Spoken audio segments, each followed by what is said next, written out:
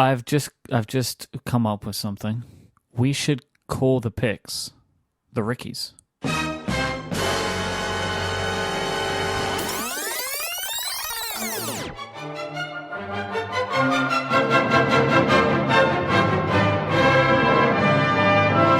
Hello and welcome to Connected, episode 259. It's made possible by our sponsors, Squarespace, Away, and Hover. My name is Stephen Hackett, and I am joined by Mr. Myke Hurley. Hello. How are you? I am fine and dandy, my friend. Fine and dandy, both. That's good. It's a big episode today. We have our picks later. Huge today. episode. We do. And we're also joined by Mr. Federico Vitici. Hello. Hi. How are you? Oh, you sound business. Look, the man's got picks to make. I don't want to get in his way. That's true. That's true. And reviews to write, I guess. Reviews to write, contests on the show to lose. So. Oh, Wow. injustice to bring upon us, I guess. Wow. Mm-hmm. Uh-huh. Before we get to all that, though, we have a little bit of follow-up and some tiny topics. We spoke last time about the Relay FM Family Feud video. That's done. I'm going to get it uploaded after this show goes up. So follow us on Twitter, and we'll be sharing that link. It'll be on YouTube for everyone to enjoy. It looks really good. I'm very excited to share it. But uploading it to YouTube while recording a podcast, bad idea for my bandwidth. Bad idea. Don't do that. Thank you. Don't do that. This is like follow-up/follow out because we talked about it. I know John's been working on this in a long time, but our friend John over at some website called Mac Stories has written this amazingly in-depth piece about video game controller support on Apple platforms.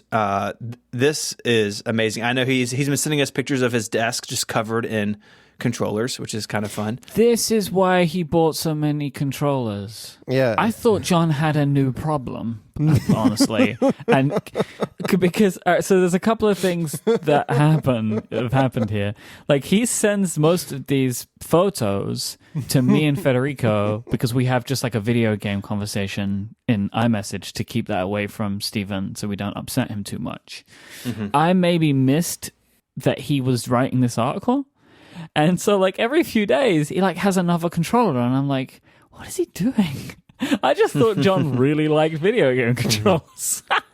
Yeah. Oh, dear. Yeah, well, the thing is, when we were discussing back in June the idea of doing a series of articles about iOS 13, it naturally came to mind to ask John to cover game controllers because he's the guy who writes the game reviews for Mac Stories. And so I thought, why don't you look into the changes to the game controller framework? And I was like, sure, I'll start doing some research. And the thing about John, and the reason why I love John, is that when he says I'll start doing some research, it usually means he creates like a full database full of articles that go back like to 10 years ago, and it starts collecting all of this research, and he starts buying all the possible options if it involves hardware. And so not only did he buy a bunch of Xbox and PlayStation controllers, but he also bought this other controller by a company called 8-Bit Do. They make custom controllers that you can use with the Nintendo Switch, with the PlayStation, with the Xbox. It's not officially documented by Apple, but he figured out that this controller works if you plug a USB-C cable into the iPad Pro. So he went well beyond the scope of the story to discover something that we didn't even know in the first place. So that was pretty awesome. I think it's a good article, and it's somewhere in between a technical overview but also first-hand experience in playing games. And I think if you like John's game reviews, this is definitely the type of story that you should enjoy. Yeah. It's great, and it's exciting that Apple's doing this, right? I think they're slowly kind of getting on board that games are not a fad, They've maybe finally figured that out. Well, no, they'll figure out anything if services can be attached to it. Yeah, that's true. This month is September. September is National Childhood Cancer Awareness Month, something that is close to our hearts here at Relay FM. And each September, we talk about the work of St. Jude Children's Research Hospital and raise money for that institution. And you may be thinking, why are you raising money for a hospital? Well, St. Jude is a hospital that doesn't charge families of patients a dime for treatment, housing, meals, travel, anything necessary to make their child well. St. Jude pays for. And what's cool about this and doing some research for this month is that this isn't just local, like to me in Memphis. St. Jude shares freely its research with institutions around the world, like the World Health Organization. They're committed to transforming cancer care around the world with a goal of curing at least 60% of children worldwide with the 6 most common types of cancer. Big, lofty goals, and St. Jude is part of that work. And you can be a part of that work if you head on over to stjude.org/connected. You can learn more and donate. We're raising $75,000 this year. We're at about $33,000 as I speaking into my microphone now. Which is amazing. Super awesome. I cannot believe that we're not even a week in and we're basically halfway there. So, like, this is unbelievable. You are all amazing. I said this on the Pen Addict today. If you've donated already, do it again. If you haven't, do it for a first time. That is my tact on this. I just think people, please give money to this incredible organization and help us meet our fundraising goal. It will mean the world to all of us.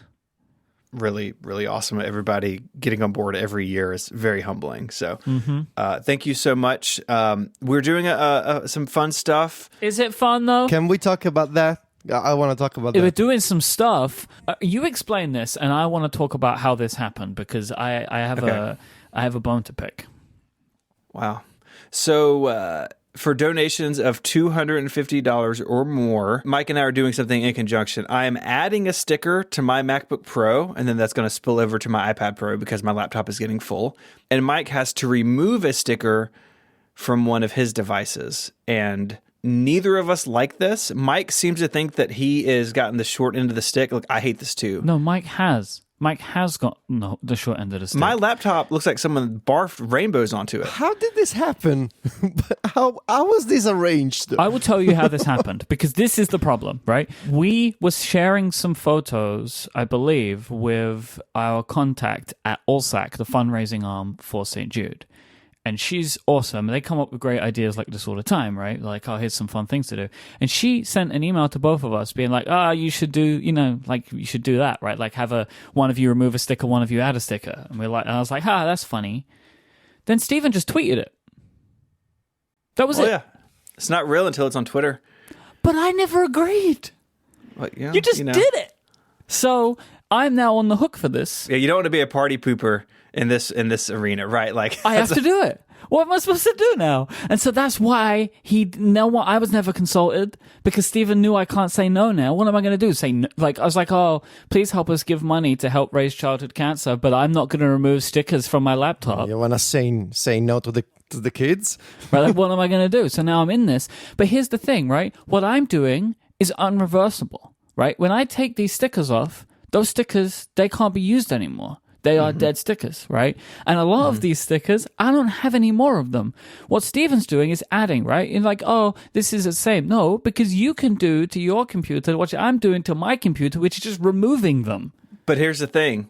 As long as I have this MacBook Pro, which is a topic for another day, I'm on the hook for having these stickers on it, right? Like, if I walk into a live show, Wait, am I not allowed to put stickers back on these computers?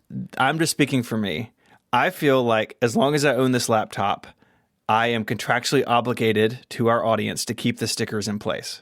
I feel like my contractual obligation is that the stickers that I have sought and shared are dead now. So then I will start again. And I will start again. But at this point, I have like 5 stickers left on my iPad Pro. I luckily have 3 more devices at home that have stickers on them. So I will, I guess, just start moving on to the next ones and removing them all. I'm having our friends mail me stickers because I'm out.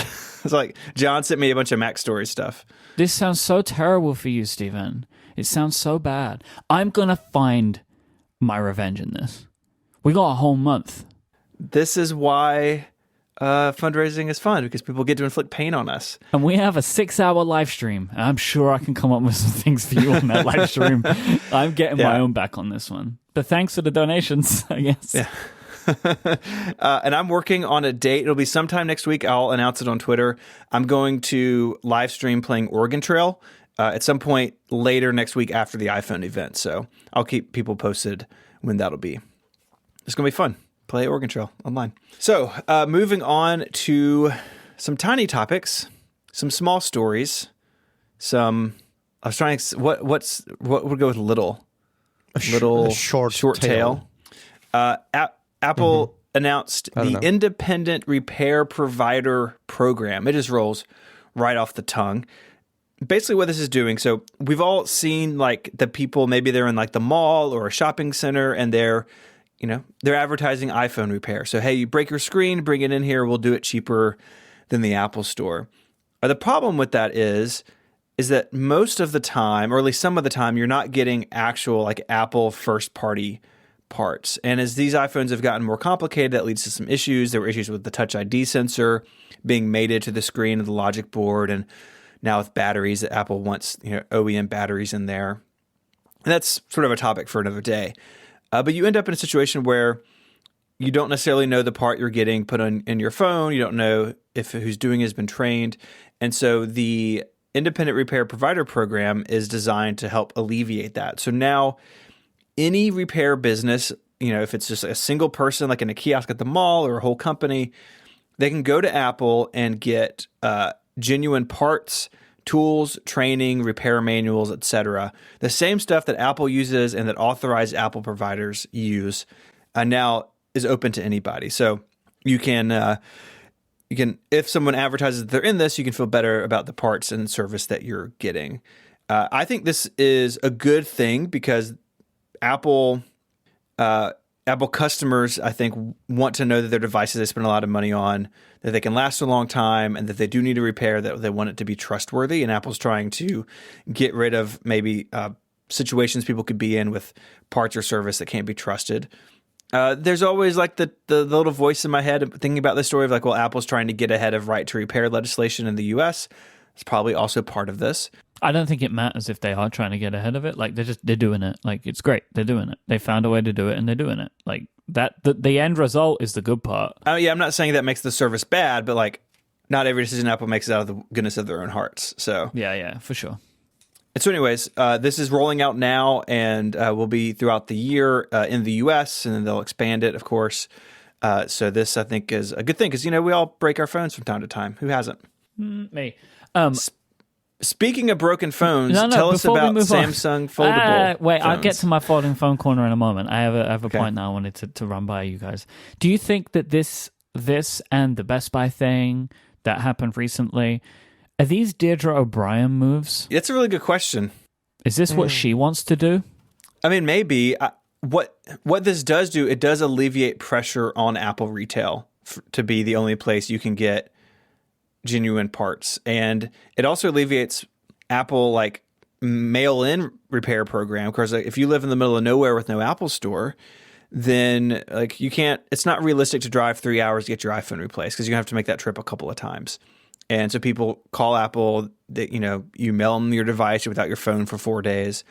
And if Apple can have a presence in more locations via Best Buy or now via these independent repair providers, that's a good thing for everybody. I don't know if that comes from her, but clearly Apple is trying to reach its customers where they are in more reasonable ways. And whoever's making that decision, I applaud.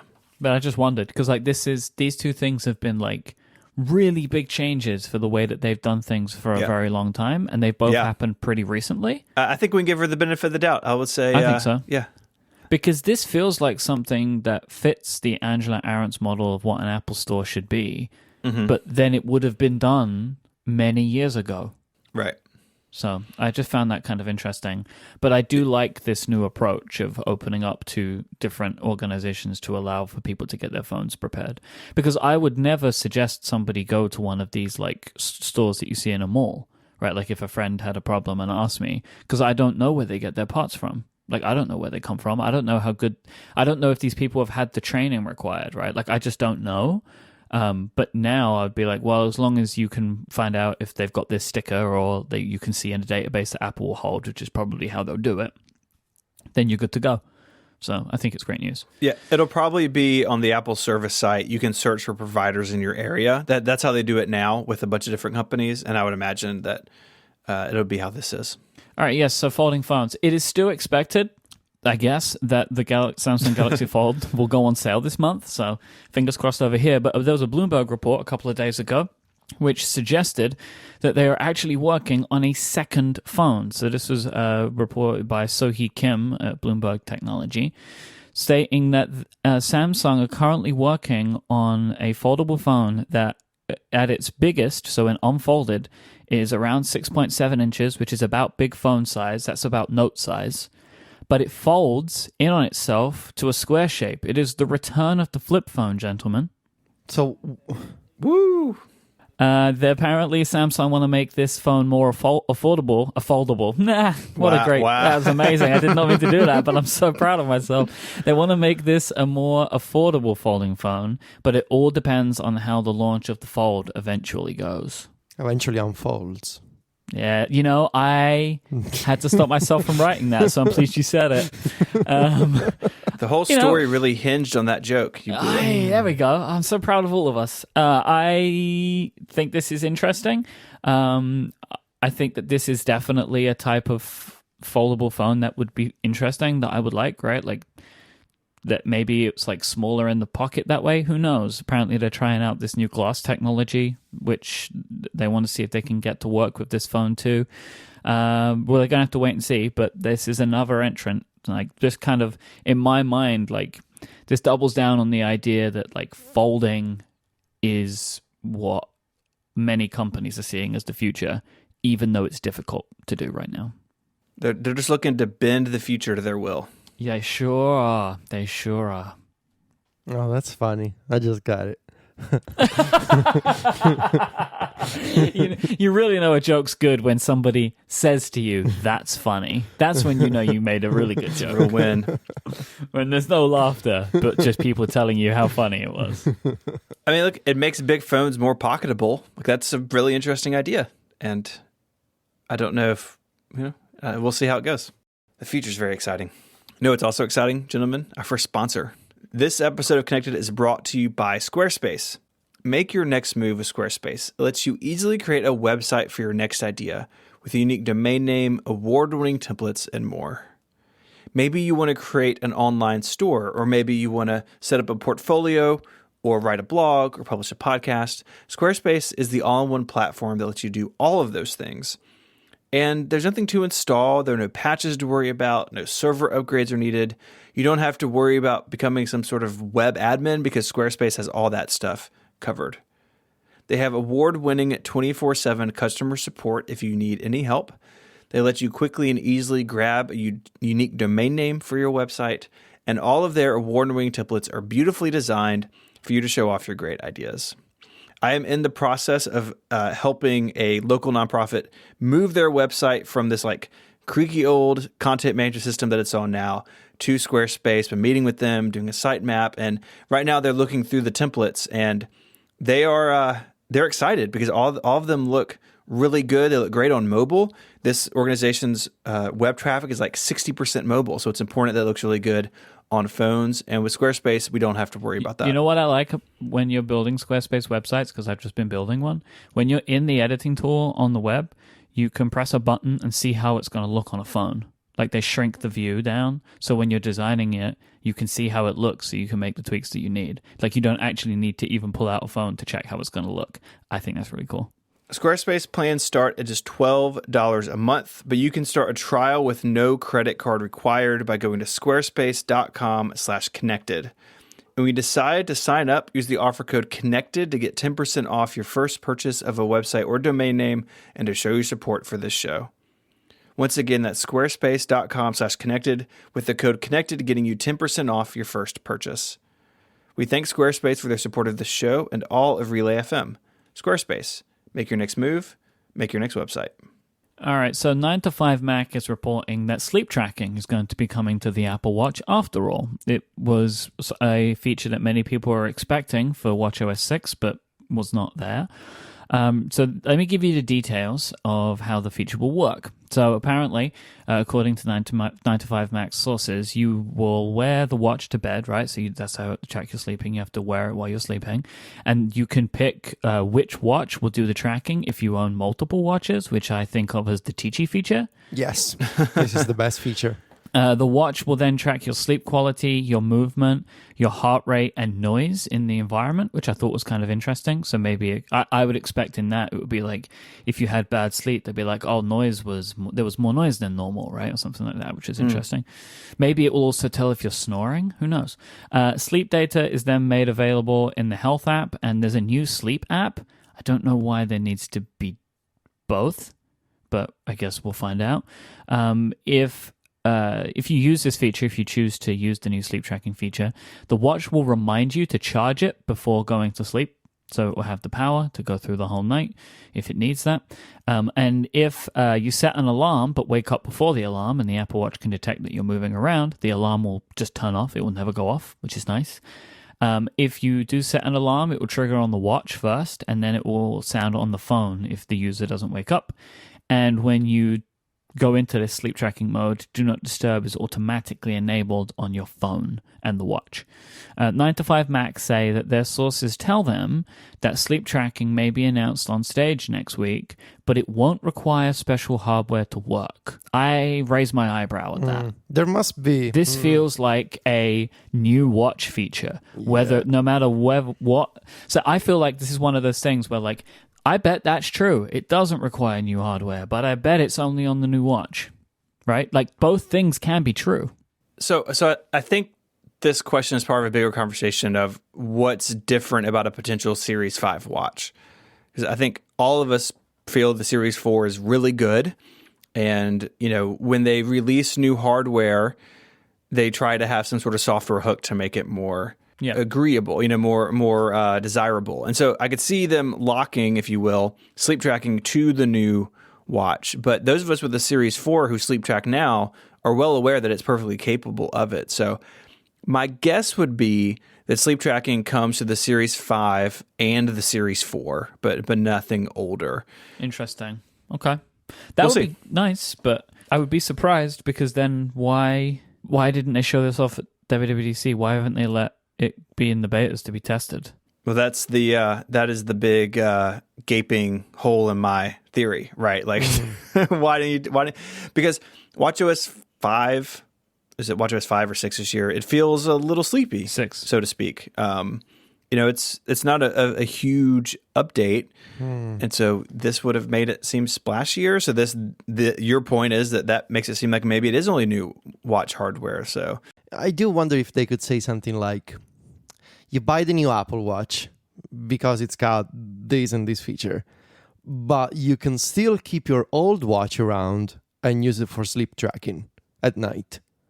It's like a way to keep people, to let them hold on to their Apple Watches so that they can use them as night watches.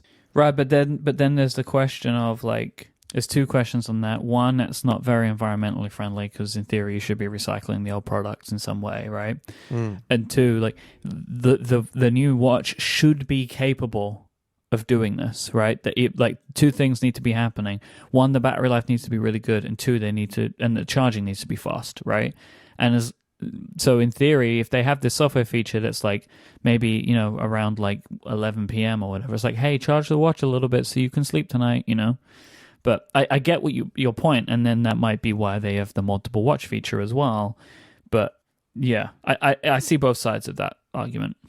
Even if it is only the new Series 5, this will generate in the short term the same thing that other Apple features do. Like, people know this is a thing, and it gives people like our friend Underscore maybe an opportunity to push Sleep Plus Plus for a couple of years for older Apple Watches, and then over time he's been Sherlocked. But even if it is just on Series 5, I would imagine that more people with Series 4 will start sleep tracking because then they realize that it's possible in the first place. I guess the more interesting thing is when you consider the changes coming to the Health app in iOS 13 and how Apple might be able to correlate a bunch of different data points. And now if you have sleep data coming from a native integration, I bet they're gonna do something really interesting there, like to show you even more trends. Does the health app do like what the activity app is doing, where it tries to make suggestions to you rather than just give you data? Activity now gives you like meaningful actions, like suggestions for things that you need to do. I think Maybe that's why a sleep app would exist. So like the sleep app would give you recommendations for what you need to do. The health app is kind of normal. So I'm looking now, and health only gives you highlights, and the highlights are Right. just facts. Like Right. over the last 10 days, you've walked this much, for example, and it shows you averages. It doesn't give you advice like, oh, you should maybe try this. So maybe the sleep app is to like health, is activity is to health, right? Like it's like a coach. It's like a sleeping coach. Yeah.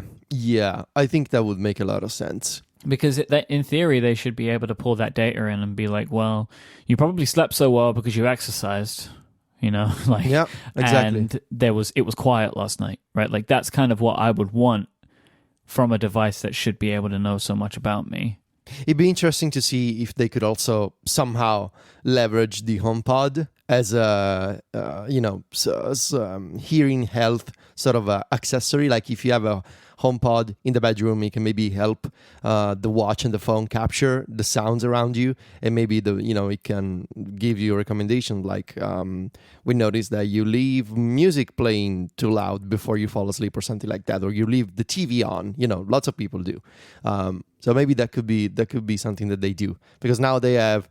It wouldn't surprise me if they leverage a bunch of different devices to capture all this data and help you fix whatever is going on that may not be okay.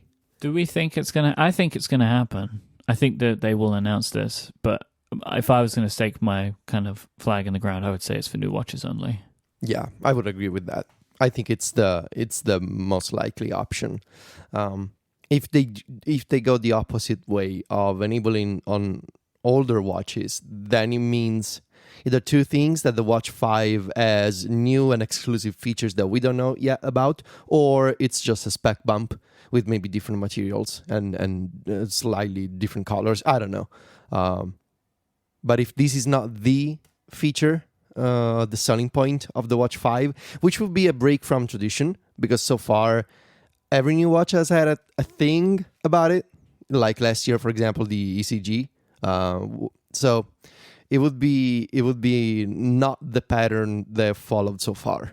So I think you're right. I think that pattern is a sensible one. New products need new features if you want people to update to them. Mm-hmm. And I don't think titanium is going to be it. Like, it's a nice option and it might be a good upsell for people, but there has to be a reason if this is a Series 5. I mean, and it may just be, right, like Jason's been pondering this, like, is it just basically Series 4.5, right? Like it's Series 4 right. with new cases, which is very possible and would be interesting to see if they do that. But I don't think they're going to do that. I think this is going to be a Series 5 watch, and then it has to have something to it, and this could be it. As well, there was a report that came from Apple Insider today from a supposed leaked internal document that included a bunch of information. I will start off by saying that Mark Gurman thinks that this is not true. Oh, I mean, it looks very fake. So everyone is saying that it is fake, and I get that. But I just want to run through a couple of things with you, because I just want to see what you think about the things that it's claiming. So one, the names iPhone 11, iPhone 11 Pro, and iPhone 11 Pro Max. Do we think that they're going to go with Pro Max? I really don't. I don't think so. Oh, never bet against a bad Apple product name. That's true. Yeah. I just don't like it. It'd be very upsetting to me. I do think that there's and maybe I'm gonna regret this instantly because somebody's gonna correct me. There's never been an iPhone with two qualifiers as two separate words. Yeah. I think it's only one. So unless they camel case Pro Max, I don't think they're gonna do it. Oh no! You could have your iPhone Pro Max, and you could buy a Mac Pro, and no one will know what's happening. I think you're right. I can't think of a two name. Right. Because like 3G was, stylized as one thing, as was, 5C and 5S and all the rest of them. If it was camel case like that, I would 100% call it the Promax. Like Yes, that would be Promax. my pronunciation. It's Promax. Apparently the phones would ship with 13.1, according to this document, which would be peculiar. September 27th, 4 new watch models, 2 new iPads, and Catalina coming with iOS 13. This is what this document says. I think that you could take a decent stab in the dark and get a bunch of this stuff right. September 27th doesn't feel right to me. I reckon it's going to be September 20th because that's a big gap from the event. I mean, I would love it, but it's not going to happen. Well, but September 27th, I mean, you'd probably still get iOS the next week, I'm afraid. This says 23rd, right? It's Catalina and iOS 13 on September 23rd, which would be really nice for you. It would be nice for me. I would prefer the 20th so we can open iPhones on our St. Jude live stream, but... Yeah, that was my thought. I was like, oh, please be the 20th. Sorry, Federico. I agree. This doesn't feel real to me. But I think you're right, too, that you could make some guesses and get half of them right. We'll see how good we are at that pretty soon, I guess. The thing that jumped out at me at this, and it's what we spoke about last week, is do these phones ship with 13.1? Does the rest of the world see 13.0 and then 13.1? Like, just what that timeline looks like. And I still don't think any of us are any closer to knowing than we were before. But it's clear to me that Apple's left itself some options. Well, that's what you think. I do feel like we're going to see 13.0 and update to 13.1. I don't think 13.1 is flashed on any device by default. So you think you unbox a new iPhone 11 Pro Max? It's got 13 on it. 13 on And it. And maybe 13.1 comes at some point. Maybe you're prompted to update during the setup process. Maybe you just got to update later. That's what I tend to believe too. You said it like you knew something. It gives them a little bit more time to finish 13.1, doesn't it? Mm-hmm. Right? Like you can put 13 on them and then you get like another week, right? Which will be really important if they are really going to the wire on this, which it feels like they are. I mean, look, whether this is real or not is sort of beside the point. We are just like so deep in rumor territory with this event. I'm curious what you guys think about this. I feel like going into this event, as we're recording now, so we're 6 days out. So, I mean, if they release HomePod firmware over the weekend and leak everything, we'll know what's what. But I feel like we know so little about what's happening in a week compared to the last couple of years. It feels like so far it's mostly they've kept a lid on it. Mm-hmm. But we actually don't know if that's the case. Because it feels like in the last year or two, the real money is getting these leaks like a day or two before. Like that's when you publish them. Yeah. Oh yeah. Because you're really going into like the fever pitch at that point. So we'll see. But I agree with you. Like there are a lot more question marks maybe. But we found out all the names and stuff, like, was it like hours before last time? Yeah, and 2 years ago, the HomePod firmware, I think, was the weekend before. So, like, there is still time to be spoiled. But as this moment in time on Wednesday, September 4th, it feels like there's so many moving parts. Let me just go to Twitter real quick and just double check then. Yeah. Nothing's happening right now. In this mix, and even the last 24 hours or so, are rumors of an updated Apple TV with the A12 processor. The Apple TV 4K that we all have now, it runs on the older, I think it's on the A10X, excuse me. So it'd be an upgrade there.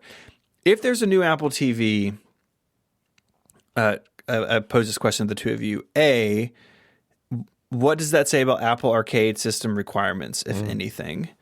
And B, if it's just a spec bump, like, does it matter? Like, I don't even have the 4K TV. I've got the HD one running on the A8, and on the few games I have on it, it feels totally fine. So is there anything about Apple Arcade and the relationship with this Apple TV that makes y'all think this is maybe more possible than not. Arcade is going to run on older Apple TVs, if only because it runs on older iPhones and iPads. So it should run on older Apple TVs as well. I do think there's some features that Apple might add to the hardware that would make sense. One of them is a risky pick. So we're going to talk about that later. I also think HDMI 2.1 as a standard would make sense. So essentially, besides enabling things like 8K video for games, which of course Apple TV is not going to get. I don't think Apple is going to do an Apple TV 8K right now. But it would enable things like HDR, proper HDR support for high frame rate games running in 4K. Just because HDMI 2.1 has higher bandwidth than whatever Apple is using now. And I think it would make sense when you consider two factors. First is the fact that Apple is pushing 4K with the Apple TV 4K and 4K content. And second is Apple's obsession with color. And so Apple really cares about color reproduction on macOS, on iOS, and I think they should also care when it comes to video games on Apple Arcade. And HDMI 2.1 gives them a way to enhance that kind of experience when you consider games running at 120 frames per second, for example. So maybe there's a way, and it would be a spec bump and a price reduction. I think, if anything, I would like to see Apple say, look, it's an Apple TV 4K, it's got HDMI 2.1, and it's cheaper. And there's the risky pick, which we're going to talk about. So I think Arcade is going to come to every device that supports iOS, iPadOS, tvOS 13. But I also think it's time for a spec bump to the Apple TV 4K, which is now 2.5 years old, something like that. So will make sense, I think. Okay. I was wondering if, and Stephen, you may know the answer, is the Apple TV the only device left with the chip that it has in it, the A10X or whatever? That would have been also in the iPad Pros from 2 years ago. Right. So I think like the 10.5 inch, I'm scrolling through Mac Tracker. Because I was just wondering if another reason to do it is if it's the only device using the chip that it has inside. Yeah. The 10.5 inch iPad Pro and the second gen 12 inch iPad Pro also run the A10X Fusion. So it's still around. It's still perfectly viable. Now the A8 in my old Apple TV is probably, I don't even know if that's supported by Apple Arcade, but it's definitely older. But yeah, the A10X, I mean, those iPads were for sale until October 2018, less than a year ago. Right. Okay. My expectation would be that I would assume any game on Apple Arcade will run fine on the current Apple TV. But as Federico said, if you want to do more, if you want to do HDR, then yeah, you might need a bit more powerful of a chip. But I mean, these are iOS games, right? Like, you're going to be fine, right? Like, they're going to run on this device. They'll be faster on other devices, but they will run on this device, the old one.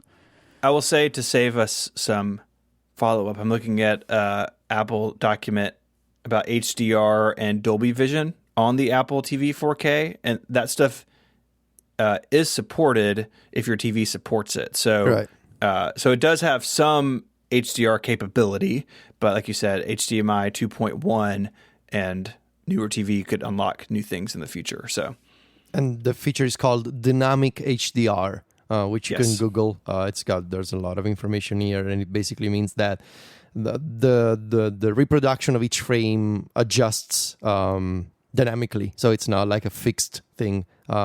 Stephen, if you can find the document that has some kind of summary for dynamic HDR, that would be helpful.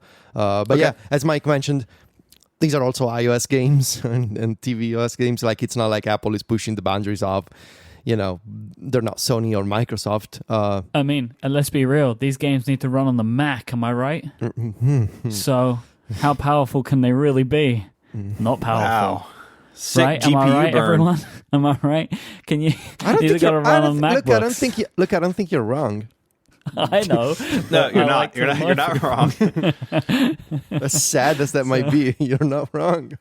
They'll run better on the old Apple TVs than on any MacBook. They run better on an older iPad fit on any iMac, really. Oh, man. There's also some rumblings today of a potential one more thing, and this is coming from there's a Twitter account at Coin I love all of these anonymous sources with real names. who seems to have been pretty good in the past of guessing things or getting things from somewhere, right? Like, I've seen this account around before, and you can look through their old tweets and they seem to get it right. And people that pay attention to these things, like Mac Rumors, 9 to 5 Mac, say that this individual seems to have gotten a bunch of stuff absolutely correct before. Yes. And they tweeted today, but there's one more thing. And so now everyone is losing their minds trying to guess what that might be. And we are anywhere from the supposed Tile-like device, which tracks your devices, right? So you would put it on, it would show up in Find My. Or we're also going all the way to AR glasses and everything in between. I don't know. Feels like a really big thing. There would have been some kind of leak. I mean, we knew the Apple Watch was coming. Smith seems very like he also has been tweeting up a storm about his feelings that it's closer than it seems. What I thought about this was, I think both can be true. It can be close, but not in manufacture yet, which is why we haven't seen. Because like as soon as you get parts, it's over, right? Mm-hmm. So it may be that it's announced and they say, hey, it's coming in iOS 13.2 or something later this fall, and they ship these things just in time for the holiday season, right? The end of October into November, like they did. I think the original iPad Mini was that way. It's very close to the wire for holiday purchasing.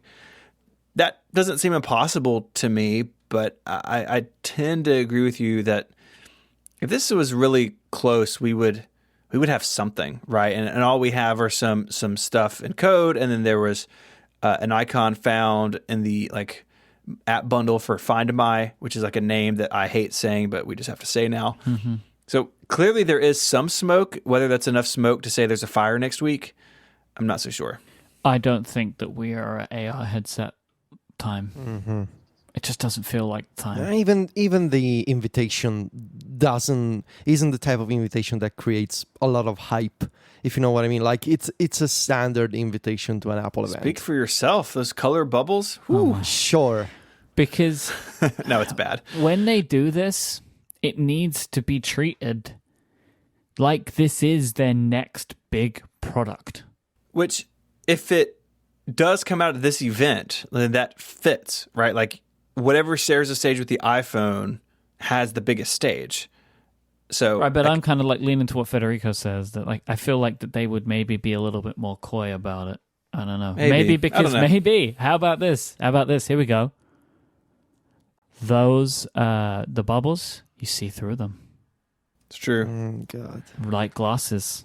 Mm-hmm. Right? Sure. Am I right? Alex in the chat room had a good joke that if they come next year, the glasses would come in 2020. Oh, that's good. That's very good, Alex. That's very good. You should join us on the show and have these jokes. that's not how this works, but I mean, I'm sure Alex is a nice person. That feels a little extreme. That feels like a bit much just because they had one good joke that we can... I can tell he's got potential. He's got potential. Okay. So you keep showing it to us, Alex, and I guess Federico will bring you in. That's how it works. Yeah, we're going to replace Stephen, so don't worry. Okay, Alex, do you know how to use Logic? It's very important. Oh, man. So sad.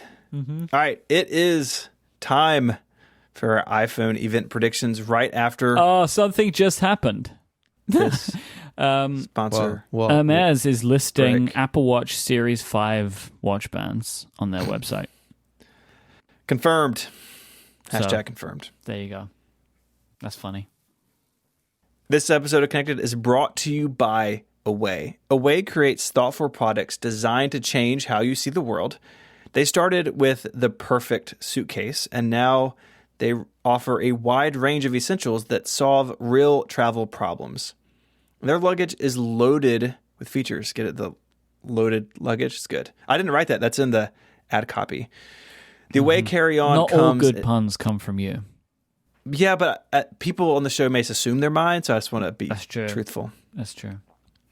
The Away carry-on comes in an array of colors, 2 sizes, and 2 materials. So it's easy to spot yours when it's coming down the little luggage deal at the airport. It's lightweight, durable, and made to last for a lifetime of travel. It comes with a limited lifetime warranty, which means they'll fix or replace your bag if it ever gets damaged. And a great thing for overpackers like me, it has a built-in compression pad to help you pack more into your suitcase. And the biggest carry-on is sized up to make the most of that overhead bin. Away suitcases are designed to last a lifetime, and you get a 100-day trial on everything, plus free shipping within the US, Europe, and Australia. We have several Away suitcases in my family now. I have one of the largest that I take on long trips, like when we were just in California a few weeks ago. And I love that I can have it totally loaded thanks to that compression system, but it's still super easy to navigate airports with it because the handle is really robust and I can twist it around on those 4 spinner wheels. And, I don't want to say I like race people down the hallway at the airport, but if I wanted to, I could. You could. So go check them out. And for $20 off a suitcase, visit awaytravel.com/connected and use the promo code connected during checkout. That's awaytravel.com/connected with the promo code being connected for $20 off a suitcase. Our thanks to Away for their support of this show and Relay FM. It is time, gentlemen. And before I get to the rules, someone, probably Myke, has inserted into the document Myke petitions for branding. So we're doing our event predictions. So over the years, we have had many different forms of predictions, but I think that we have really at this point solidified the idea of we have 2 rounds and then a risky pick. Mm-hmm. And the risky pick will have dramatic consequences for all other picks. Now, at some point, someone's going to need to remind me. These were somebody wrote into the document, instead of risky, the word Ricky. Who did that? Was that you, Stephen? I'm assuming it's you. Wow. We're going to go with you. You do the writing in the document. You do most of the writing in the document. So I'm assuming that you wrote Ricky. That's why Alex has a lot of work to do when they replace me. That's true. So these have colloquially been called the Ricky picks, right? And this is that the risky picks have become the Ricky picks. And I think that this has caught on with us and our audience to the point that I would like to petition for branding of our entire predictions format as the Rickies. That is what I would like to call this going forward. So we will be doing the Rickies. It's sort of like Macward used to do the Eddies. Now we're going to do the Rickies, but they're not awards. Yeah. Or me and Jason have the Upgradies, their reward shows, but nobody brands their prediction shows except like just straight predictions. We have drafts, but that's a different thing. Uh-huh. I would like to call this from now on the Rickies. And I would like to spell it as Rickies. I agree. This doesn't belong to Ricky. It's multiple Ricky people. Yes. Doing risky things. Exactly. Yeah. Yeah. I changed the title of this in my template for this part of the Google Doc. So it's the done. Rickies. The Rickies. So welcome to the Rickies for the 2019 iPhone event. Perfect. Stephen, please read the Ricky rules. I would like to read the rules of Ricky. Ricky rules. The rules of Ricky. We're like building. There was a man named Ricky who passed down over years and years the idea of making predictions. Ricky died making predictions, And we now pick in Ricky's honor. All right, the rules. Rule number 1, the order is set by the number of points awarded in the previous event, which we'll talk about.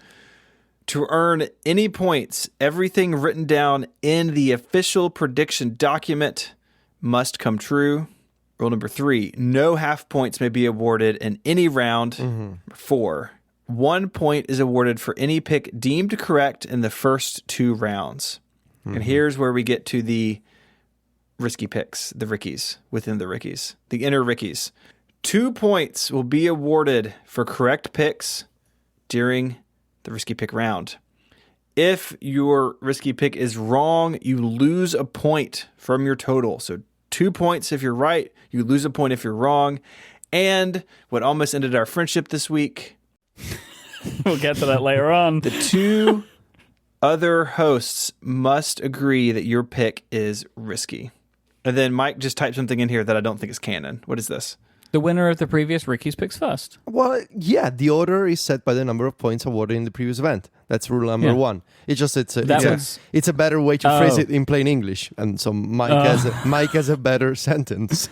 I didn't know what that meant. Was The winner from It's the same. previous he's just so focused on round Rickies robins. That's what that is. That's a very round robin mindset gets that he's got going to on pick there. first. There we And go. Okay. I would just like to state, not only am I picking first, I am now going into this with a 2-win streak. That doesn't mean anything. But No, what it means is I won twice in a row. sure, you just By like to coin brag. flip.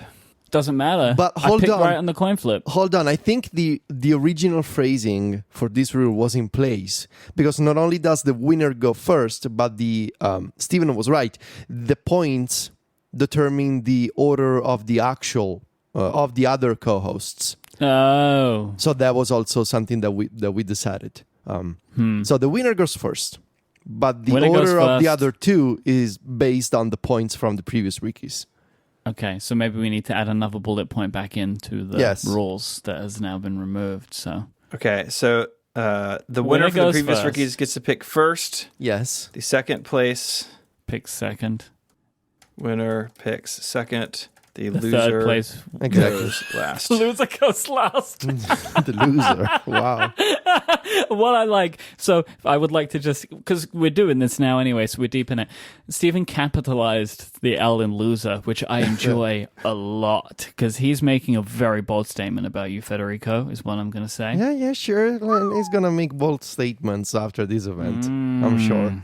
Michael, you are first Chief Ricky. in round one. You must refer to me. The next rule is you must refer to the winner as Chief Ricky for the entire portion. For the entire portion of the predictions, the person who won last time becomes Chief Is Ricky. that, And is that really the title that you want, Chief Ricky? What about Chairman Ricky? what if I have two more rules I would like to petition. Come on. We guess two just more go. Just make your No, pick. no, two more rules. The winner is referred to as Chairman Ricky, and they get to come up with a new rule every time. Oh, no. I'm just gonna approve Chairman Ricky, but not the other part. Okay, don't worry. I'll just take it as it is. Right, my first pick As Chairman which is, Ricky. as Chairman Ricky, is that there will be new colors in the iPhone lineup. That's Real easy one. it? Okay. Yes. So define it. new colors. Colors that have not previously been in the iPhone line of any kind. Ever? Ever? No. Okay. Of the previous phones. So new colors in the iPhone line as compared to the previous year. Okay. What if they introduce a color that existed 5 years ago? As compared to the previous year. Okay. As compared to the previous year. That's what Okay. we're going with. All right. That's good enough. Super boring. I know it's super boring, but as the person who gets to pick first, I get to go boring to maintain my win. I know it's boring. Fine. Any non-graded, any personal preference that you think colors that you would like to see? I would like a really good orange. Yes. And so here are my non-graded, right? Good orange. Is that the name of the color? Good orange. That's the name. Good orange. I want these colors to be on the Pro phones too. Right? That there's more than just the regulars, Okay. and that they sell clear cases for all the phones. To Yes. show all Oh of. my God. Yes. The clear Right? cases. That's what I agree. want. I Yeah. want good orange on the Pro phones and clear cases. They should just make clear cases for their phones in general. Yeah. You make a beautiful gold phone that I never get to see. I bought Because a, your phone is made of all glass that just explodes whenever it touches anything. So I have to put a case on it. And it costs like $7 million to fix a broken iPhone. It's true. that is true. All of that stuff. I wish they made the leather or silicone cases for the 10R. They don't. It's just the clear case. So just make all the cases for all the phones, Apple. Just do it. All right, I'm up next, and I am saying that the phone as we know as the iPhone 10R, its successor will become the iPhone 11. So I think they will switch sort of the naming and the way they think and sell the iPhones. Right now, I feel like the default phone is the XS, and if you want to go cheaper, you get the XR. The XR has sold better than the XS and the XS Max. And I think they're going to realign things. I think this gives them a couple of things. One, the line reflects reality. Two, they can say the iPhone 11 starts at $749 as opposed to $1099 for the Pro or the XS or whatever. So I think it makes sense. It's weird that they're going to shift these names. And they don't have to call this phone the XR too. Or the 11. I mean, they wouldn't have done that. It would have been the 11R. But I think that the XR will become the 11, a shift in how they position the phones against each other. So here's my challenge to that. Mm-hmm. And I don't necessarily feel... I actually believe you. I think that's the way it's going to be. Well, I'm on board with you. But this would be, I think, Apple bucking the trend of the rest of the market at this point. Because it seems to be a pretty standard practice now that companies like Samsung and Google are releasing versions of their phones which are kind of like the expensive ones, but lacking some features and therefore getting a qualifier to the name, right? You've got like the Pixel 3A and you've got the, what is the Samsung 10 something, 10E, I think? Yeah, I think so. So, you know, I just wonder if that is going to become the standard and everyone knows that, does Apple need to do this? I don't know if they do, but then would they, you know, then they don't need to call the other phones Pro. I don't know, but I'm on board with you, but I do have that question mark of, at that point, Apple is saying that their line starts with the phone that doesn't have all the best features. You're right. That is weird, but I think they could pull it off. All right, as the loser, Capital L loser, lowercase loser of the latest Rickies, my first pick is the biggest phone, the largest model, will not be called the Pro Max. This is the main text of my prediction. Let me add some context around it. I think we're all assuming that the phones are going to be called the iPhone 11. As Stephen just said, he believes that the base model will be called the iPhone 11. And I think we all assume that what are currently known as the XS and the XS Max will become the iPhone 11 Pro. I do not think that there will be an iPhone 11 Pro and an iPhone 11 Pro Max. I think the naming scheme will follow what currently happens with the iPad Pro, for example, or the MacBook Pro. You have iPhone 11 Pro as the main name, and then you have in parentheses or, you know, on the website, whatever, you have the measurements of the display size. So what is the 4.7 and 5.6? I'm just making these numbers up. I don't know. But like, for example, like what Apple does with iPad Pro, 11-inch or 12.9-inch, and you pick the size, but it's not in the name. I think it would be out of character to have iPhone 11 Pro Max, so a number and two qualifiers to that number. I think it would be weird. There's no precedent that Apple ever set with any iPhone that has two qualifiers in addition to the generation name. My only potential downfall here is what Stephen, I think, mentioned a few minutes ago, never bet against Apple's bet names. So it is entirely... Maybe this one's too far even for them. Maybe this one is too far, but hey, you never know. Maybe Apple thinks that it is important for the iPhone line, even if it gets weird, to have a clear indication of what the most expensive and therefore most important maybe for Apple phone is, and maybe not having Max in the name or some other qualifier will be a problem for Apple. I just think that my prediction should go against the current rumors and say it will not be called the Pro Max. So I've been looking around on Apple's website to try and work out, like, how are they going to present that name to people. So the sizes, by the way, are 5.8 and 6.5. Okay. They keep the same sizes. So the iPad Pro is never really referred to by its number size until you either get to the tech specs page or Right. the buy page. And on the tech specs page, they're called the 11-inch iPad Pro and the 12.9-inch iPad Pro. So on those pages, it would be called the 5.8-inch iPhone 11 Pro and the 6.5-inch iPhone 11 Pro. Yeah. That's the 11 in there makes it a bit trickier, right? Because they don't do that with the iPad, so that makes it like a little bit more of a mouthful. And then the other place that you see it is on the buying page where you just choose the model of the iPad. And I like that part. As a technology communicator, as I have now decided to refer to myself in this moment, and now I want to just not ever speak again, it's going to be tricky, I guess. I know Federico hates names, hates the names for things. But I guess we would just call it the big iPhone 11, I would assume, at that point. Because no.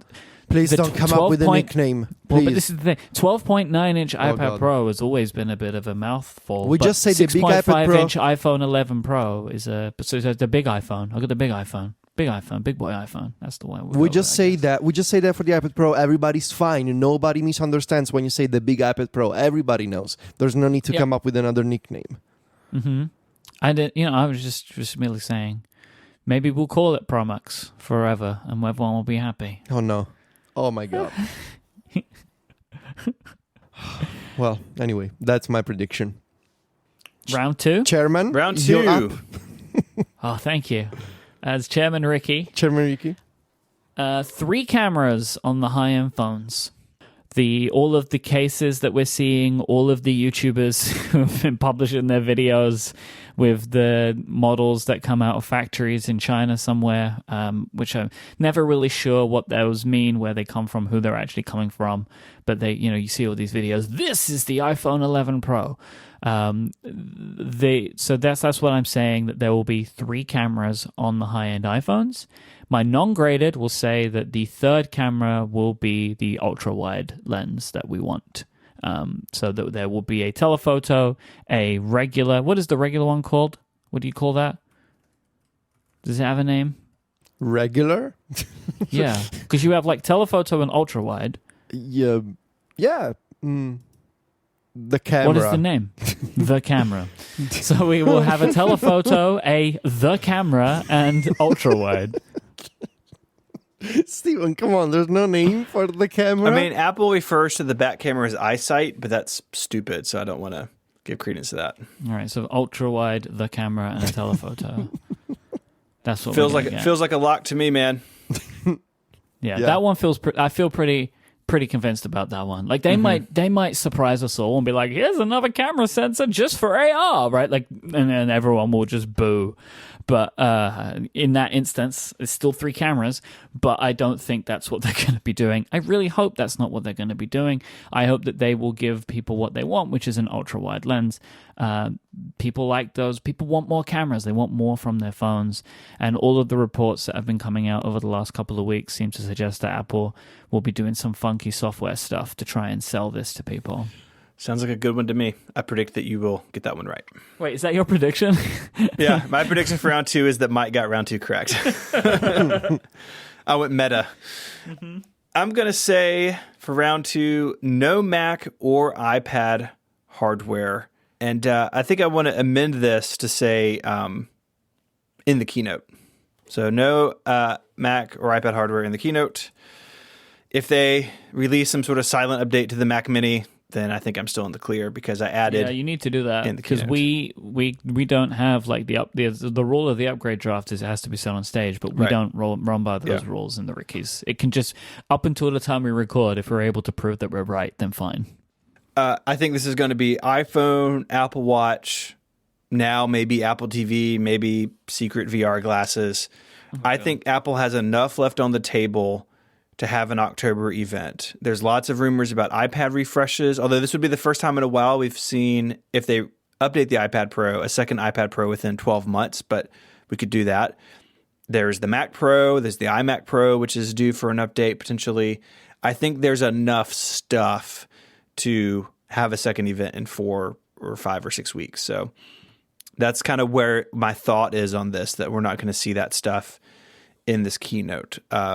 The Mac Pro will come out after Catalina or with Catalina. It won't be before, clearly. And I don't know if Catalina is ready to go quite yet. So I think that's going to be a little bit later in the fall.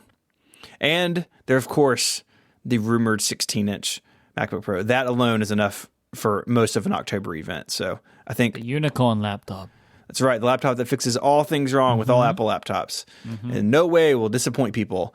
That there's enough there. So my thinking is there'll be a second fall event. That one feels pretty good to me. The new iPhones will offer some kind of night mode, quote unquote night mode, not an official name, for shooting in the dark. I think we've seen from other tech companies, especially Huawei and Google, they've done an excellent job with their night modes in their system cameras on their Android phones, and I think Apple have noticed all the praise and all the positive comments in the reviews for those phones, and I think it's about time that Apple improves not just low light photography but actually ships a night mode in the iPhone, and I think. Low light photography and a night mode, they are different things. They are different things. Low light photography is like trying to get something that looks like what your eyes can see. Yeah. Night mode is like, you can turn the lights off and we're going to give you a picture. Yeah. Right? Which is what like Google and Huawei and Samsung are doing. Which I think there's absolute value in that kind of feature. Yes, there is. Even if it looks fake or whatever, what does it even mean to take a real picture these days anyway? So I think there's real demand for that type of feature. I think Apple is lagging behind the competition. So they're going to do the ultra wide, and I think they should also do a night mode, which would be a software feature for iOS 13, maybe even 13.1, who knows, exclusive to the new phones. Maybe there's a way that they can use the ultra-wide lens to help. Maybe it's some other thing. Maybe it's some other sensor. I don't know.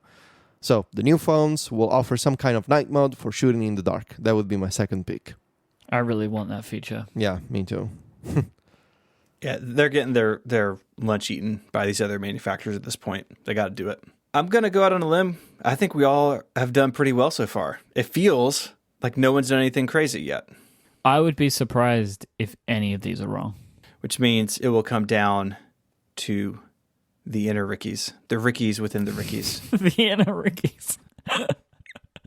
Yes.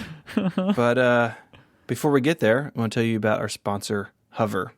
We all love learning about tech, and Hover is a great tech company to talk about because they build tools for people starting companies, starting projects.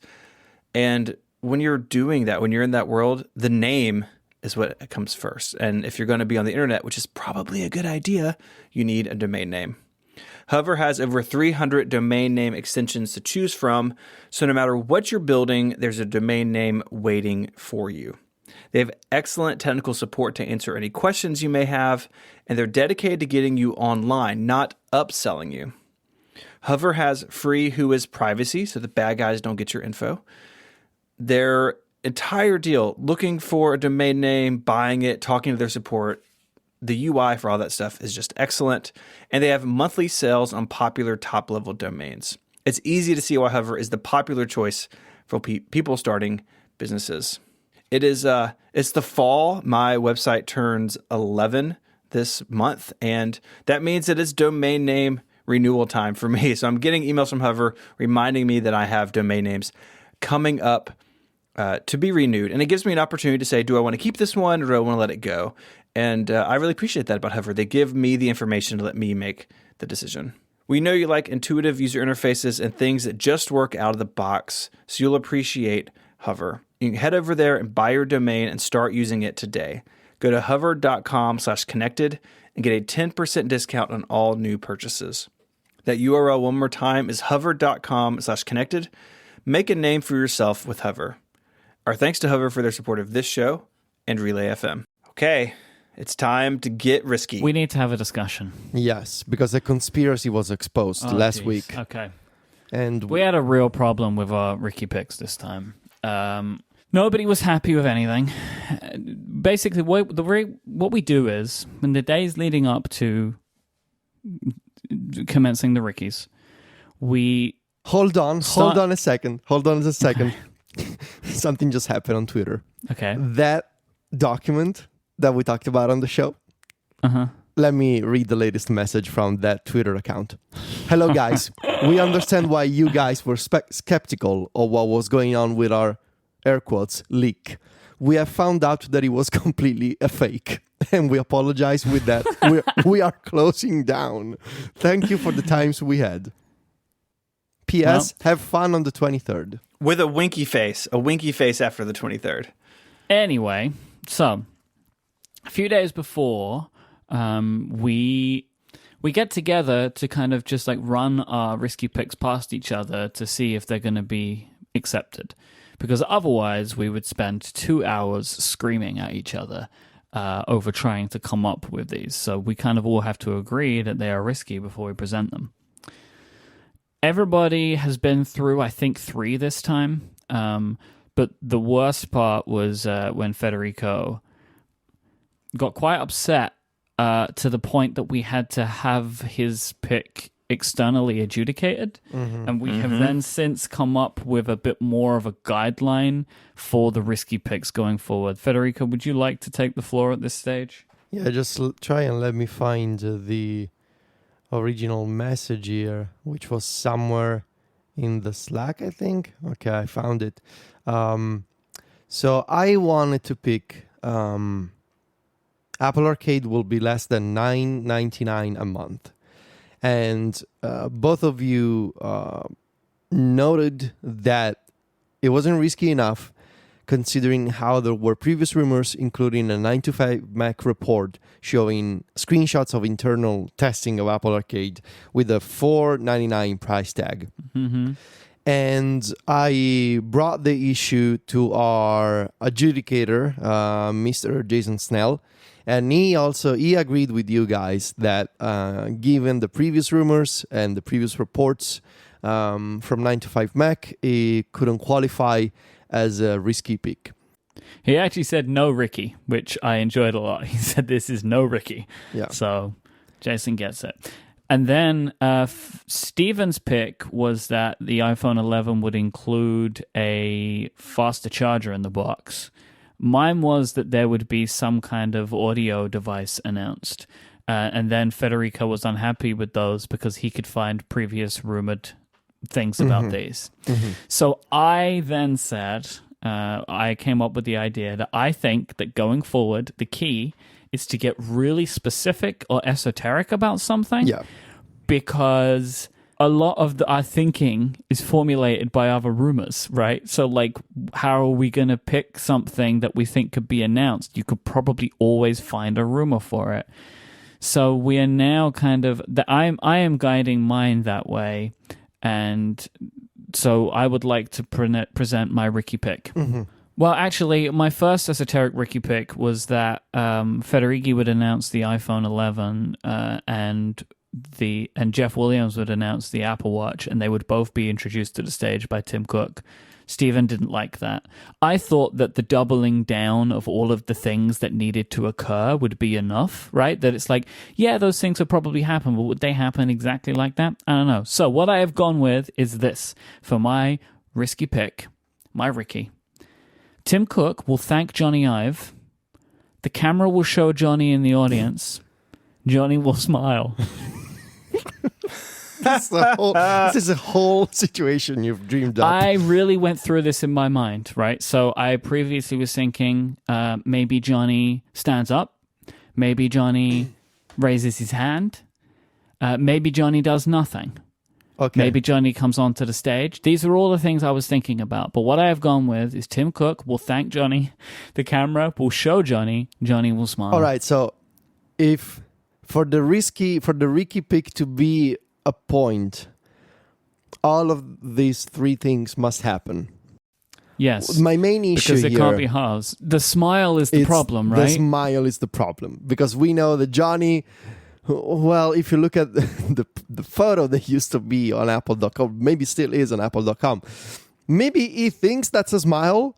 But all right, I'm going to go with, because I think this will prove what I'm trying to say, Johnny stays seated. Okay. That's what I'm going with. Because I think he will smile, but his smile could be imperceptible to the human eye. It's like a Mona Lisa smile. Like nobody So, knows. It's not Tim really a could- smile. Tim thanks Johnny. The camera shows Johnny. Johnny stays seated. If Johnny stands up and smiles, I am going to be so freaking mad. What if Johnny stays seated? Actually, doesn't stay seated, but also doesn't really stand up. It's like a halfway sort of tries to stand up, but then he changes his mind and sits back down. All right. Johnny doesn't stand. That's Johnny what I'm doesn't going stand. with. Okay. Yes. Johnny doesn't stand. He There just- we he go. just This is why we stays adjudicate seated. here. Well, he just doesn't stand. He doesn't necessarily stay seated, right? Like he could do that half stand. Okay. But he's not stood up. So Johnny doesn't stand. All right. So let me ask you though. Do the three actions, the three scenes need to happen sequentially? Not in my mind, they don't. But they have to be with a thing. Like showing Johnny at a different part of the keynote doesn't count. Like this all needs to be contained within a thank you to Johnny moment. Okay. Right? I think that's Ricky enough, Myke. It is the definition of Ricky. It's a whole situation. It's pretty Ricky, right? Because I think this is where I'm going to go. I'm just going to start predicting stagecraft. Like that's going to be my future Ricky strategy. Because I feel like it's the only thing I can predict without there being reports that go with it. And sometimes I struggle to be like inventive enough. So this is where I'm going.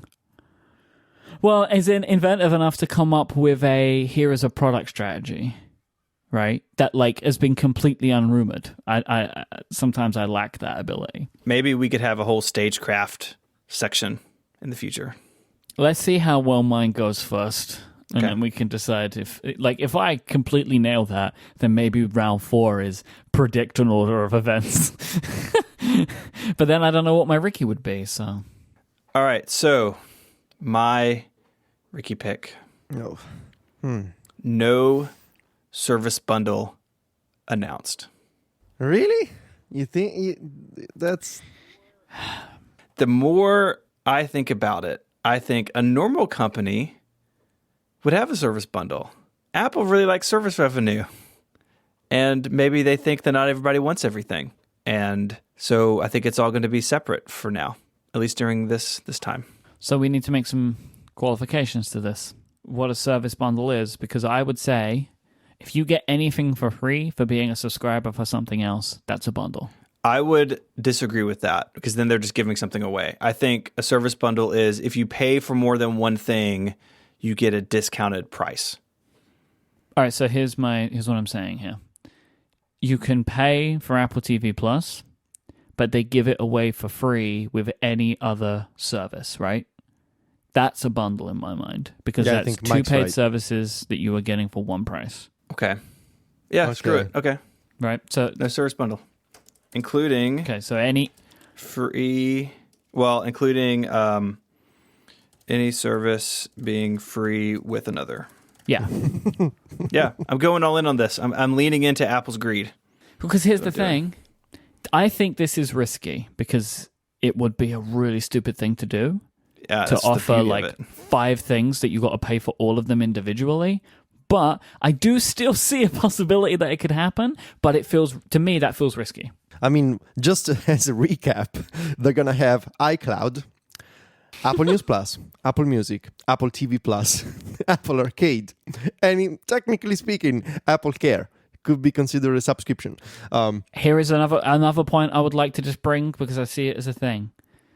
If you get any service with the iPhone plan thing. The iPhone upgrade yes. Right, what is that called? The iPhone upgrade program? If you get any service with that, is that a bundle? I don't know. I don't even know how that works. Does it include Apple Care? So if we consider Apple Care a service that is already technically a bundle. Well, all you get is Apple Care already right now. Apple considers Apple Care a service now because they can count for that revenue number. I don't view it as a service.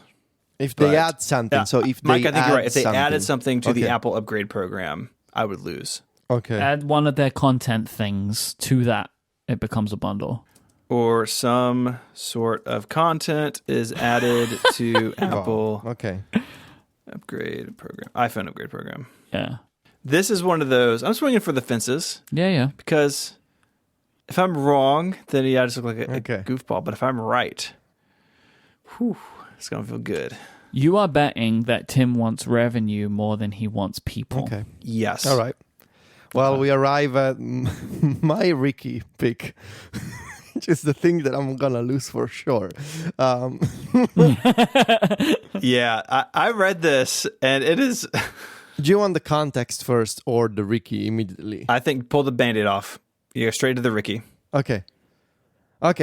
My Ricky pick is Apple will announce an Apple TV plus game controller bundle. So, I think Apple obviously wants to push Apple Arcade.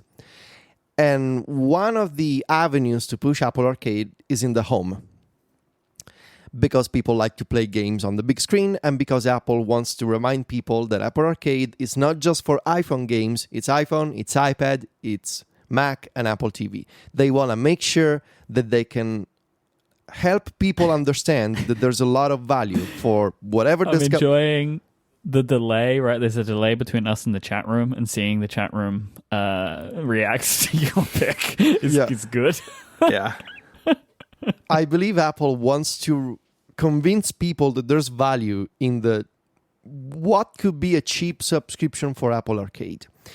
And one of the ways they could push that is Apple Arcade is a single service that gives you games you can play on the iPhone on the go, that you can play on the couch with your iPad, or that you can play with a controller with an Apple TV. Now, of course, you can already use controllers with an Apple TV. You can use even the DualShock 4 and the Xbox One S controller in iOS 13. But I think if the rumors are right that Apple is working on an Apple TV spec bump and an updated version of the Apple TV, it would make sense to offer a version that gets you the best Apple Arcade experience by having a built-in controller in the box. I think Apple has learned a lot of lessons when it comes to try and sell the Siri remote as a video game controller, meaning it doesn't really work. It's terrible. It's terrible for media. Imagine for video games. Now, I think Apple could go in two different directions here, and both of them should count. In my Ricky pick, they could bundle a third-party controller. Most likely, it should be an MI5 controller. I don't think Apple is going to bundle a Sony DualShock 4 with an Apple TV. There's no way Sony or Microsoft would let them do that either. Exactly. Or Apple could make its own controller for the Apple TV. That's not happening. Well, see, that's the point of the Ricky. Maybe it could happen. Who knows? Is that what you're putting in? I just want to clarify that, I mean, any controller. All right, okay. Could be an Apple controller, could be a third-party controller. Either should count. Once again, I think it makes a lot of sense for Apple Arcade, if only for the underlying message of, look, it's so cheap, and you get so many games, and you can play in a bunch of different contexts. And now we have an Apple TV that is even better for games, and you can choose an option that has a controller built in, so you don't have to worry about anything else. I think it's something that they should have done years ago when they launched tvOS, but that entire strategy wasn't clearly flawed. They didn't really think it through. I mean, they were trying to convince people that they could play games with the Siri remote. Yeah.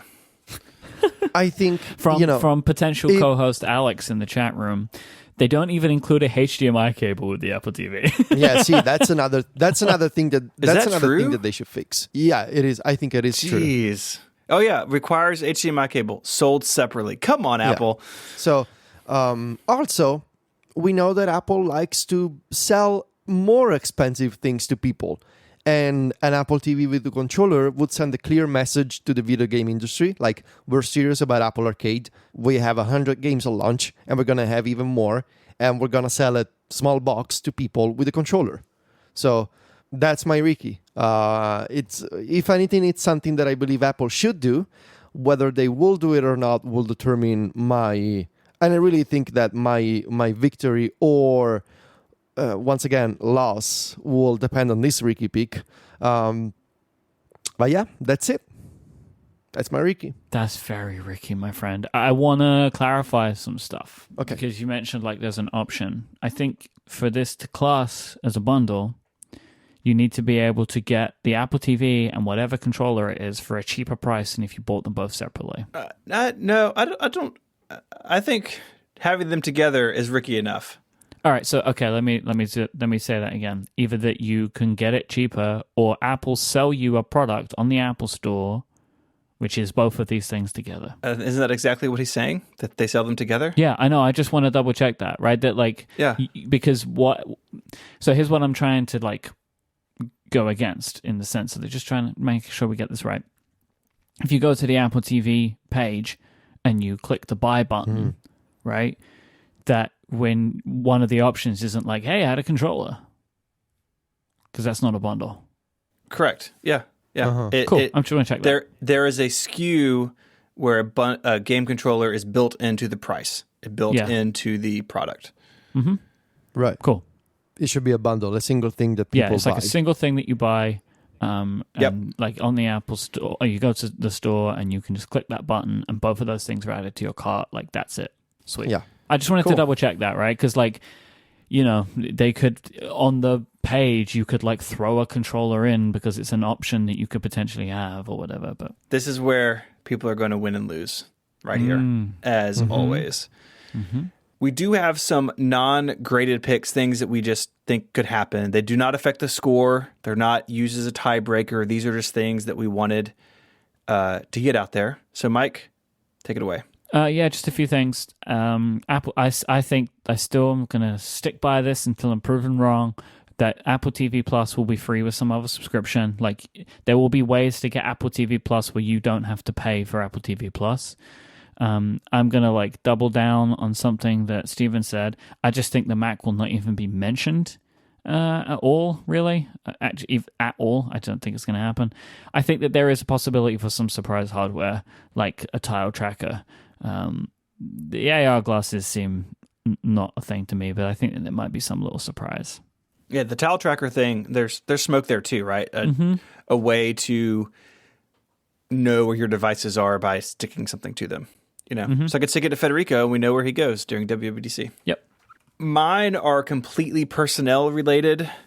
I think that we'll see Jeff Williams take some sort of greater role in the keynote. His time has been pretty limited to the Apple Watch in the past, although he has announced, I think, every revision to the Apple Watch after the original. So I expect that will continue, but maybe we see him talking about retail or recycling or something else beyond the Apple Watch to reflect his greater role in the company. So more than the Apple Watch, basically. More than the Apple Watch. Yeah, okay. I think that'd be really interesting to see that. I guess it should be the case. Possible. Under the Steve Jobs era, Tim Cook got to announce weird stuff. So like he announced like part of the Xsurf stuff in 2002 or whatever, and then he would give retail updates or like Mac. For a while, Tim Cook was in charge of like Mac updates. Like, oh, the Mac has this percentage of users worldwide, and we've sold this many copies of Snow Leopard. And like, so maybe we see Jeff Williams take some of that role on because he's next in line. It seems like. And to go against Myke's Ricky pick, although I put this in there before I saw yours, no mention or word of or from Johnny Ive. He is a ghost. Wow. Absorbed into the white room. I think this will happen. I don't think this one's the one where it happens because he's not actually gone yet. Yeah, but why would they bring attention when the whole world is watching to look at the new iPhone? Why would they bring attention like, oh, we're losing our best designer? Well, no, but they're not losing him, are they? Because they're going to continue working with him in theory. They're losing I know, him. we know that. But this is a place for them to be like, but we're going to continue working together. Right? Like it's another opportunity for them to talk about the fact that Johnny's still going to be around. Yeah. That's the only, if I would not expect them to do this for anybody else. It is just the weird situation that Apple seem to have gotten themselves into with Johnny that they might want to protect that. I don't know. Yeah, we'll see. F4. Apple will mention iOS 13.1 on stage and give a release date for the update. Maybe even late September or end of the month or something like that could work. But I think they will mention it and they will say when it will come out. they will announce new environmental efforts, such as, for example, a new recycling robot. I think it's been a while since we got the last Apple recycling robot. Was it last year or was it 2 years ago? I think 2 years ago. I think it's time for a new robot then to join Liam and Daisy. Maybe Liam and Daisy had a robot baby. Who knows? No, didn't Daisy kill Liam? Didn't that come out that parts of Liam went into Daisy? I think Daisy killed Liam. It is entirely possible. Maybe Liam will come out of Daisy again. Who knows? It's Liam too. Yeah. That's how Liam robots Robobirth. It's a thing. Catalina will have a release date. So not only will Apple mention Catalina, but they will also say when it will come out. And lastly, my non-grid pick would be Apple will announce original podcasts content. So original content for Apple podcasts. I know. But they're doing it. They're doing it. Everybody's doing it. I don't know they're doing it. I think that there's a possibility that they might consider it. I don't know if I know they're doing it. And what I would also say is if they are doing it, I don't think it's yet. I have no way of knowing this. Just saying. That's not graded, so you're safe. Yeah. I think we have lots of things to keep an eye on next week. A lot of stuff to do. Apple's event is next Tuesday. We will be recording on Wednesday as normal, talking about the news, our impressions, our plans. So stay tuned for that. And awarding me Chairman Ricky again is what we'll be doing. Perhaps not. Federico could come from behind and take us both. You never know. Mm-hmm. Keep an eye out on Twitter for the link to the Relay FM Family Feud video. That'll be up on YouTube very shortly. And please visit stjude.org/connected to learn more about National Childhood Cancer Awareness Month and to donate to an amazing institution that has saved the lives of thousands of kids, including my own. If you want to find other links of stuff we've spoken about, you can head over to the website, relay.fm/connected/259. Those links also helpfully are in your podcast app of choice. So you can go follow all those. If you want to send us feedback or follow-up, there's an email link on the Connected webpage, or you can find us each on Twitter. Myke is there as IMYKE. Myke is the host of a bunch of shows here on Relay FM. You can go find those as well. You can follow Federico on Twitter at Viticci, Viticci, and he is the editor-in-chief of the wonderful MacStories.net, home of the premier iOS gaming console coverage. Best you'll find. Mm-hmm. Yeah, that's what it's called. iOS gaming console. You really got that iOS gaming console controller. There we go. Coverage. There you go. You got it. Whatever. Yeah. Whatever. I'm proud of you, Dad. Video games are a fad for young people. Sure. You can find me on Twitter and tell me how right I am about video game consoles at ISMH, and I write 512pixels.net. And until next week, a very busy week next week, gentlemen, say goodbye. Arrivederci. Cheerio. Adios.